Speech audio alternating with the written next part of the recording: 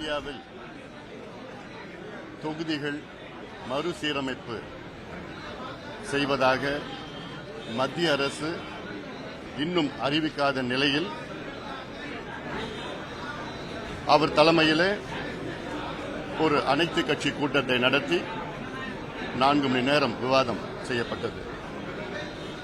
இந்த கூட்டத்தில் பாட்டாளி மக்கள் கட்சி கலந்து கொண்டு எங்களுடைய கருத்துக்களை அதில் பதிவு செய்தோம். குறிப்பாக இன்னும் மத்திய அரசு கொள்கை முடிவு எடுக்கவில்லை, எந்த அறிவிப்பும் அறிவிக்கவில்லை. ஆனாலும் சமீபத்தில் உள்துறை அமைச்சர் மரியாதைக்குரிய திரு அமித்ஷா அவர்கள் கோவையிலே தமிழ்நாட்டில் ஒரே ஒரு தொகுதி கூட நாங்கள் குறைக்க மாட்டோம், தென் மாநிலங்களில் ஒரே ஒரு தொகுதியும் குறைக்க மாட்டோம் என்று அழுத்தம் திருத்தமாக சொன்னார். அப்பொழுது வட மாநிலங்களில் எத்தனை தொகுதிகள் அதிகப்படுத்துவார்கள் என்று எல்லாம் சொல்லவில்லை. ஆக இதிலிருந்து என்ன தெரிகிறது என்றால், நிச்சயமாக மத்திய அரசு அவர்களுக்குள் இந்த பிரச்சனையை பேசிக் கொண்டிருக்கின்றார்கள் என்று.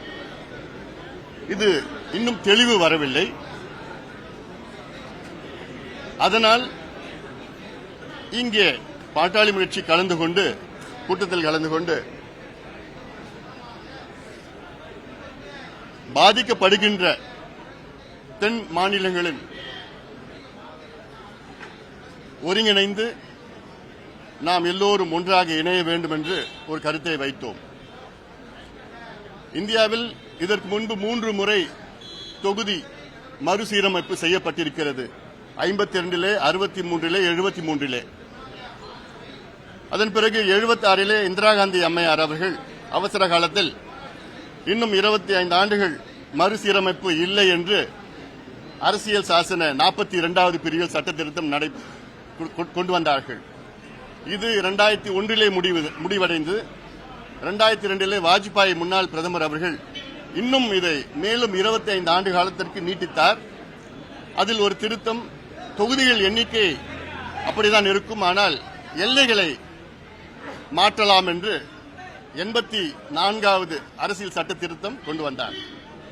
இந்த திருத்தம் உடைய கெடு அடுத்த ஆண்டு 26 முடிவடைகின்ற நிலையில் இருக்கிறது. இதற்கு இடையிலே 21 மக்கள் தொகை கணக்கெடுப்பு நடத்தியிருக்க வேண்டும், ஆனால் இன்னும் நடத்தவில்லை. கொரோனா என்று சொன்ன காரணத்தால் இந்த ஆண்டு கூட நடத்தலாம், நினைத்தால் நடத்தலாம். ஆனால் மத்திய அரசு எதற்காக காத்துக் கொண்டிருக்கிறது என்றால், இந்த 2002 விட்ட கெடு, அதாவது அந்த 25 ஆண்டுகள் அடுத்த ஆண்டு முடிவும், அந்த முடிந்த பிறகு தான் மக்கள் தொகை கணக்கெடுப்பு நடத்த திட்டமிட்டிருக்கிறார்கள் என்று தெளிவாக தெரிகிறது.